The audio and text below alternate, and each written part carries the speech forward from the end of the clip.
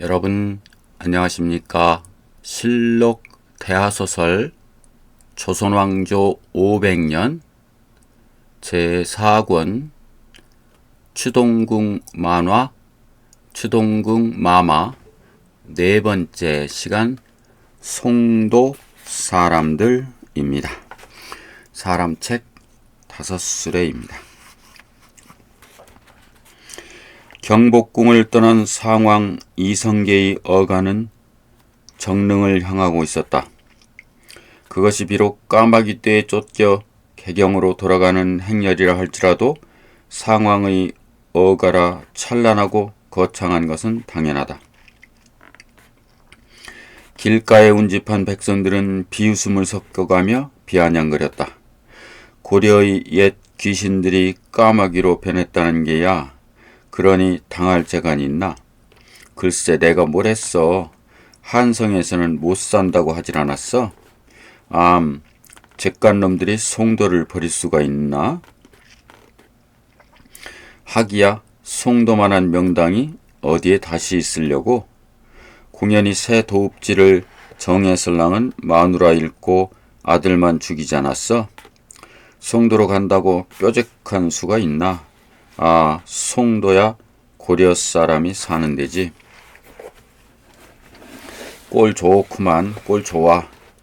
이런 비아냥거림이 이성계에게까지 들리지는 않았어도 호종한 병사들은 들을 수가 있었다. 그런데도 병사들은 그들을 탓하지 않은 채 묵묵히 걷고만 있었다. 정릉에는 경순공주가 나와 있었다. 아버지와의 작별을 고할 모양이었다. 아바마마 너무 서운해하지 마시오소서. 경순공주가 아버지 이성계에게 위로의 말씀을 드렸다. 어찌 서운하지 않으리. 한성 땅에 중전의 무덤이 있고 또 비구니가 된 내가 있는데 망극하옵니다.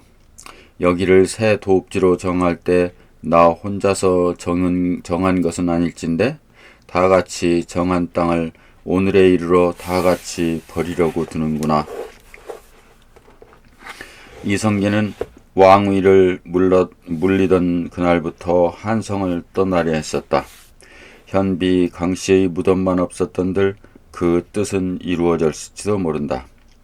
그만큼 한성 땅은 그에게서 모든 것을 앗아갔다. 그런 이성계였지만 막상 떠나려더니 눈물이 앞을 가렸다. 설사 개경으로 간다 한들 무슨 면목으로 얼굴을 들고 다니겠느냐. 백성들의 비웃음 소리는 또 어찌 듣고 탄식이었다. 이날의 기록에 해당하는 정종실록 원년 3월 7일조에 이성계는 정릉을 둘러보며 눈물을 흘렸다고 적혀있다. 한성을 떠난 주상의 어가와 호종하는 병사들 그리고 상궁 라인들이 줄을 이은 호화롭고 긴 행렬이 개경에 당도한 것은 3월 13일이었다. 개경이 고려의 도읍지나 지운이 쇠진했다고 하여 버리고 떠나간 것은 태조 3년 10월 28일 일이었으니 5년 만이 돌아옴이었다. 자긍심 강한 송도 사람들이었다. 고래에서 벼슬을 한 일이 있는 사족들의 집안은 비웃음을 흘렸고 어렵게 살림을 꾸려나가는 가난한 사람들은 환호성을 울리기도 했다. 주상의 어가가 지나가는 큰 길가에는 구경하는 사람들로 인산인해를 이루었다. 보라니까 내가 뭘 했어. 한양을 따라가면 패가망신을 한다질 않았어? 허허허 안 가길 잘했지. 자네 집 술청은 세간하겠구만. 나고 말고. 가난한 백성들에게는 먹고 사는 일처럼 소중한 것이 없다. 이들은 다시 흥청거릴 개경의 경기에 기대를 걸었다. 그러나 한양 새 궁궐 역사에 동원되었던 경기도 일원의 장정들의 불만은 대단했다. 쳇 남은 농사까지 망쳐가며 역사장을 끌려다니는데 겨우 5년 만에 되돌아와? 망조야 아니 그래 나라만 세우면 단가 도읍 하나 휘어잡지 못하는 것들이.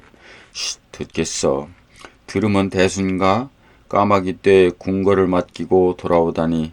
그러려면 애초에 짓질 말아야지. 헛, 왜구가 쳐들어오면 바다로 기어들어갈 놈들 같으니. 어가는 고려의 궁궐이었던 수창궁으로 들어갔다.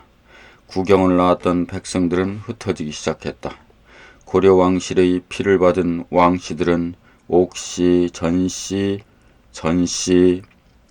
온전전자, 밭전자, 씨로 성을 갈고 숨소리 한번 크게 내지 못하면서 이곳저곳으로 흩어져 살고 있었다. 이들은 조정이 개경으로 다시 돌아온 것을 긍지로 삼았다. 멍청한 놈들 같으니 개경만한 도읍지가 있는 줄 알았더냐? 어찌되었건 이같이 복잡 미묘한 감정들이 난무하는 것은 송도 사람들의 성품 탓도 있었다. 다른 곳 사람들보다 자긍심이 강했고 깔끔한 것을 좋아하는 사람들이라 이랬다 저랬다 하는 사람을 질색으로 여겼다. 송도 사람들의 분위기를 감지한 조정은 당황하지 않을 수 없었다. 민심이 흩어지고 조정에 대한 신임이 낮아지면 파격에 가까운 조처가 있어야만 선무의 효과를 거둘 수가 있다. 정치의 변수는 예나 지금이나 조금도 다를 바가 없다.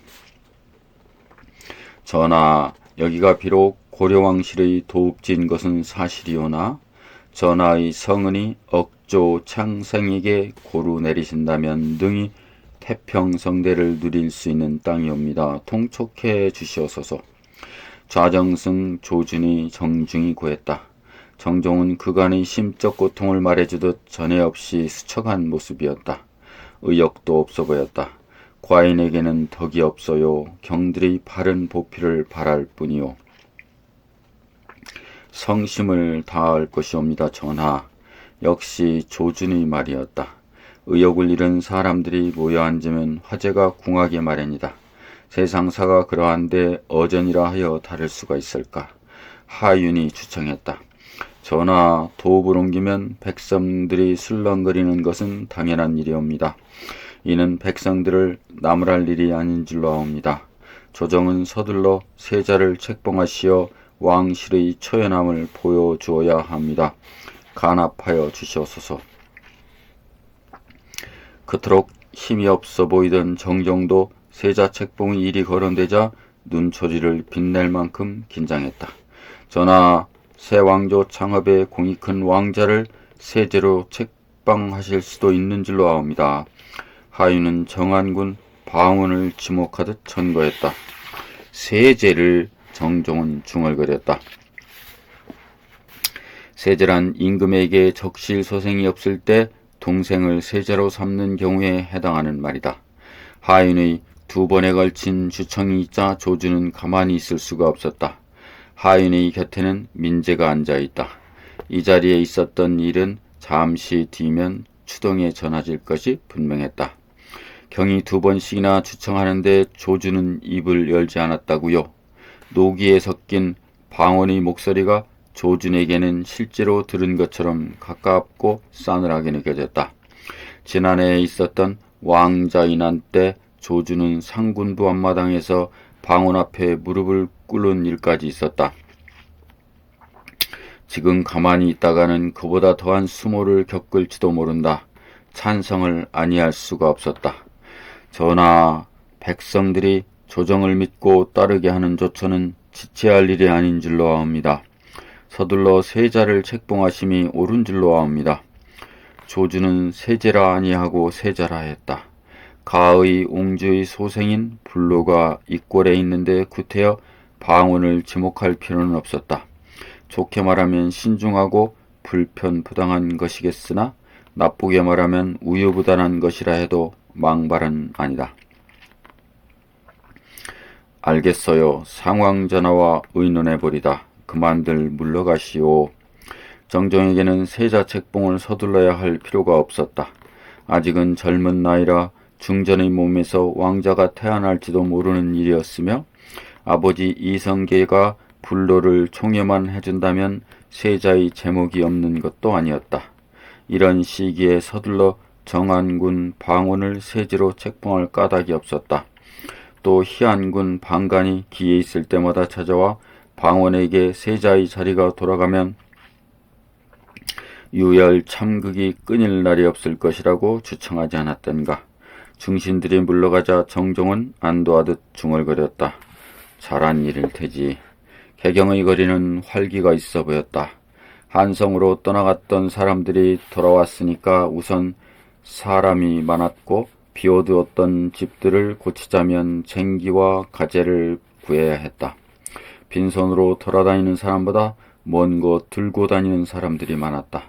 보는 사람에 따라 다르겠지만 활기로 본다면 잘못이라고 단정할 필요는 없었다. 30살 안쪽으로 보이는 선비 한 사람이 사방을 두리번거리면서 걷고 있었다. 몸은 쇠약하여 볼품이 없었으나 눈빛은 빛났다. 옷은 때가 묻어 보기에도 흉했다. 등짐을 쥐고 있는 것으로 본다면 나그네의 행색이었다. 서방님, 서방님, 분명히 나그네를 지목하여 부르는 것 같았는데도 나그네는 두리번거리면서 느릿느릿 걷고 있을 따름이었다. 바우는 나그네의 앞에까지 달려와 소리쳤다. 서방님, 박성명 서방님 아니시옵니까? 아니 너 바우 아니냐? 그러하옵니다 서방님. 저기 마님도 계시옵니다. 바우는 손을 들어 박성명이라 불리우는 나그네의 등띠를 가리켰다. 나그네는 돌아섰다. 민씨 부인이 의주댁과 몇몇 몸종을 거느리고 다가오고 있었다. 이게 얼마만이옵니까? 민씨 부인이 반갑고 다정한 목소리로 말했다. 뵌지 오래되었습니다. 정안군께서 지난 8년 동안 얼마나 찾으셨는지 모르옵니다. 허허허, 그렇습니까? 웬만하시면 지금 추동으로 가시지요. 크게 기뻐할 것이옵니다. 그러지요. 고맙습니다. 어서 모시지 않고. 예, 가시지요. 이들은 추동을 향해 걸었다. 박성명, 정안군 이방원과는 동문 수학이며 둘도 없이 가까운 사이였다. 조선왕조가 창업이 되고 며칠이 되지 않았을 때 성명은 방언을 찾아왔었다. 고려의 유신들이 너도나도 떠나가는 시절이었던 터이라 방언은 성명의 손을 잡고 동참해 줄 것을 호소했었다. 그때 성명은 꿈 얘기를 했었다. 지금은 주상이 되었지만 그땐 둘째 왕자라 부르기조차 어색한 시절이어서 방과 형님이라고 불렀었다. 방과 형님 방에서 잠을 자는데 바로 내 곁에서 용이 자고 있었어. 어찌 놀랐던지 자리를 차고 일어나니 꿈이었어. 용이 누워있던 자리에는 방과 형님이 주무시고 계시더군. 이 같은 꿈 얘기를 하면서 성명은 방언이 곁에 있기를 약속을 했었다. 그리고 며칠 후부터 성명의 모습은 보이지 않았었다. 성명이 개경 땅을 다시 밟은 것은 8년 만이었다. 방언은 숙번과 더불어 술상을 받고 있다가 성명이 들었다는 전가를 받고 튕겨지듯 마당으로 달려나와 성명을 맞았다. 아니 이 사람 대체 어딜 갔다가 이제 오시는가? 몹쓸 사람 같으니 사람이 애간장을 이토록 말려놓고 다시 만나게 되어 반갑구만. 성명은 조금 겸연쩍어 하는 것 같았다. 무슨 소리야? 친구가 다시 만나는 거야 당연함이 아닌가. 들자고. 방언은 성명의 손을 잡아 끌면서 방으로 들었다. 숙번이 깊숙이 허리를 숙이며 성명을 맞았다. 숙번은 성명을 기억하고 있었으나 성명은 알아보지 못하는 듯했다. 내객이 계셨구만. 내격은 무슨 내각, 숙번이 아닌가. 자네에게는 아직 시정잡배로 보일 것이나 지금은 정사 2등 공신의 시음 좌부승지일세. 성명은 흠칫 놀라며 숙번을 살폈고 숙번은 몸에 밴 고운 관리의 채통으로 인사를 걸었다. 이숙번이옵니다. 지난날과 같은 힐책이 계신다 해도 달게 받을 것이옵니다. 허허허, 자, 앉게나. 세 사람은 자리에 앉았다. 방원은 성명에게 술잔을 건넸다. 숙번은 넘쳐 흐르도록 빈잔을 채웠다. 이 사람아, 자네가 아니 보이는 날부터 내 덕망은 땅바닥을 굴러다녔어. 성명은 목을 축이듯 빈잔을 마시고 잔을 놓는다. 그때 다들 떠나가지 않았었나. 아버님이 주변에는 운곡 선생이 떠나가셨고 모군이 떠나갔고 내 주변에서는 길재가 떠나갔어. 그러한 때에 자넨 내 곁에 있어주겠다고 해서 난 그나마 채모가 선 것으로 생각을 했었는데 자네의 행방마저 묘연해지고 보니 천지가 캄캄해지더구만. 스승이 떠나가고 친구가 떠나가는데 인품이 어디 있고 동망이 어디 있어. 자넨 모를 것이나 그때 많은 사람들이 비웃었을 것이네. 스승과 친구조차도 설득하지 못하는 것이 어찌 나라를 경영하겠느냐고. 처음에는 즐겁게 시작한 말이었으나 뒤로 갈수록 물기에 젖어오는 방언의 음성이었다. 내가 개경으로 다시 돌아와 자네를 만나는 것은 운곡 선생의 가르침을 따름일세. 아니, 운곡 선생님이라니. 자네가 운곡 선생님을 만났단 말인가? 그 어린 지금 어디에 계시는가? 지악산 밑에 상관 초옥을 마련하시고 산천을 번하시고 벗하시고 계셨어. 하면 치악산에 가서 뵙고 왔다는 것인가? 운곡 원천석은 방원의 스승이었다. 박성명도 방원과 함께 그의 문화에서 글을 익혔다. 조선왕조가 창업이 되었을 때 이성계는 방원에게 특별히 당부한 일이 있었다. 내 친구들은 다들 떠나간다마는 내 스승인 운곡만은 떠나게 해서는 아니 될 것이니라. 그래서 방원은 운곡을 찾아갔었다. 운곡은 떠나갈 차비를 하고 있다가 방원을 맞았고 방원의 간곡한 소청을 이런 지하에 잘라버렸었다. 그때 운곡이 한 말을 방원은 지금도 생생하게 기억하고 있다. 너희가 작은 도둑을 잡아 나라의 기강을 바로 하겠다고 하더니 마침내 큰 도둑이 되어 고려 왕조의 어보를 찬탈하지 않았느냐. 당시의 방원으로서는 숨막히는 일이었다. 어디 그뿐이었던가. 원천석은 더 섬뜩한 말을 남기고 떠나갔었다. 나는 너희가 어보를 찬탈하여 너희들 임의로 세운 나라는 나라가 아님을 글로 적어 남길 것이니라. 내 글이 많은 사람들에게 읽힌다면 고려 왕조가 잠시 중단되었을 뿐 너희 왕조는 왕조가 아니었음이 밝혀질 것인저. 이 얼마나 서리빨 같은 노여움이었던가. 그리고 8년이라는 세월이 흘렀다. 박성명이 원천석을 만나고 왔다는 말에 방원의 심중이 착잡한 감회와 두근거림으로 가득 찬 것은 당연한 것이리라. 박성명이 원천석을 찾아간 것은 열흘 남짓 전이었다. 원천석은 조촐한 술상을 마련하고 뜻밖의 말을 성명에게 던졌다.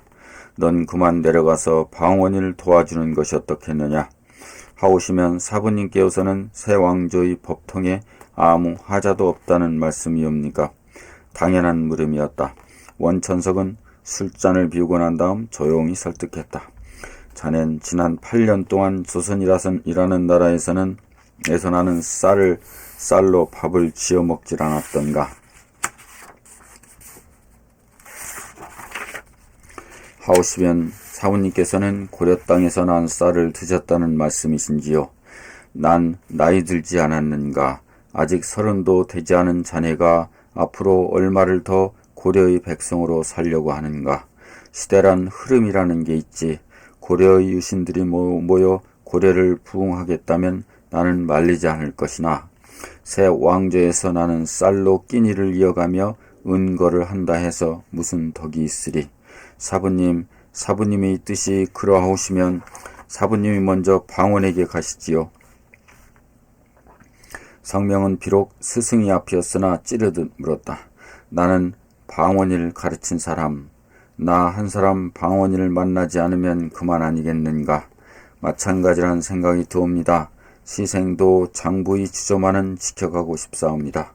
허허허, 자넨 방원의 둘도 없는 친구가 아닌가. 지난 8년 동안의 방황만으로도 지조를 지키고도 남으니 그 점은 사부님도 마찬가지가 아닐는지요. 사부님은 송원의 친구이자 방원의 스승이 아니옵니까? 하긴 그렇지. 하나 송원은 임금의 자리에서 물러나질 않았는가? 얘기의 핵심이 여기에 있는 듯했다. 송원이 지금도 임금의 자리에 있다면 난 이런 말을 아니했을 것이야. 이젠 송원의 나라가 아니질 않는가? 송원이 임금의 자리에서 물러났다면 자네가 하산을 하여 방원을 만난다 해서 지조에 금이 가는 것은 아닐 것이네. 또 방원이 임금이 된 것은 아니니까. 성명은 몸을 돌리며 술잔을 비웠다. 마음이 심하게 동요하고 있었다. 시대의 흐름은 사람의 힘으로 막아지는 것이 아니야. 자네는 시대를 버리고 살려고 하나 시대는 자네를 찾고 있어. 시대가 시생을 찾고 있다면 길제도 찾고 있음이 아닐는지요. 그건 다르지. 난 길제에게 말을 하고 있음이 아니라 자네와 대자하고 있음일세. 또 자네의 성품을 내가 잘 알고 성명으로서는 가슴 섬뜩한 지적이었다. 사실은 그 자신 개경으로 돌아가는 문제를 놓고 몹시 방황을 하였고 스승인 원천석을 찾아온 것도 그 때문이었다. 내려가거든 방언이더러 이르게 천리만은 거역하지 말라고. 성명은 이와 같은 원천석과의 만남을 소사항히 설명했다. 방언은 서운함보다 감동을 느끼는 고 있는 듯했다. 내 언젠가는 치악산으로 내려가 사부님을 메시어 올 것이네. 성명은 대답을 하지 않고 술잔을 비웠다. 설사 방언이 치악산으로 내려간다 해도 원천석은 자주 만나주지도 않을 것이며 방언을 따라 도성으로 돌아온다는 것은 상상조차 할 수도 없는 일임을 성명은 잘 알고 있었기 때문이었다. 이 사람 성명이 기왕에 돌아왔으니 내직에서 일을 해야지. 벼슬을 하라는 방언의 권위였다. 얼마 동안은 쉬고 싶구만. 쉬고 있을 겨를이 없어. 자네가 돌아왔다는 전언을 받으면 주상께서도 크게 기뻐할 것이네. 성명이 대답을 아니하자 숙번이 나섰다. 나으리 것에는 곤경이 처에 계시옵니다. 도와드려야지요. 곤경이라니 세자의 자리가 비어있사옵니다. 주상전하께서 소생이 없고요. 숙번이 말을 마치자 성명은 시선을 방원에게 옮겼다. 도와주시겠는가? 성명은 잠시 망설였다. 지난해에 있었던 왕자의 난은 들어서 알고 있다. 이 자리에서 대답을 잘못하면 왕실의 유월 창극에 말려들게 된다. 성명은 이 점을 우려하고 있었다. 나에게 사욕이 있다고는 생각하지 말게. 난 내가 세운 왕조의 대통이 바르게 흘러가기를 바랄 따름일세. 오히려 두 분 형님이 계시질 않는가? 그 중에 어느 분이 세자의 자리에 오르든지 그건 상관하지 않아. 다만 적실이 아닌 다른 사람이 보위를 이어가서는 아니 된다는 말일세. 이것이 비록 명분론이라 할지라도 지탄을 받거나 하자가 있는 말로 받아들여질 수는 없다. 성명에게도 마찬가지였다. 그럴 기미가 보이는가? 성명이 방원에게 물었으나 대답은 숙번이 했다. 주상께서 잠자에 계실 때 소실이 있었습니다. 그 소실이 입고라여 가의 옹지로 책봉되었고 그분의 아들인 불로라는 아이가 원자의 예유를 받고 있습니다. 그 무슨 망측한 소리. 성명이 언성이 높아졌다. 방원은 기회를 놓치지 않았다. 다시는 유열 창극이 있어서는 아니 될 것이네. 그럴 테지. 고맙네. 자네에게 제수되는 관직이 신통치 않을런지는 모르나 나와 더불어 후일을 기약한다는 뜻으로 받아주었으면 좋겠네. 자네의 의향을 따르지. 박성명이 방원의 편에 서주는 것은 100만 원군이나 다를 바가 없었다. 정종은 잠자에 있을 때부터 성명을 친동생처럼 생각했기에 더욱 그랬다. 이로부터 수삼일 후 박성명은 좌산 기상시라는 벼슬을 제수받고 정종의 측근에 있게 된다. 방원에게는 행운이 아닐 수가 없었다. 오늘 여기까지입니다. 다음 장에서 뵙겠습니다. 고맙습니다.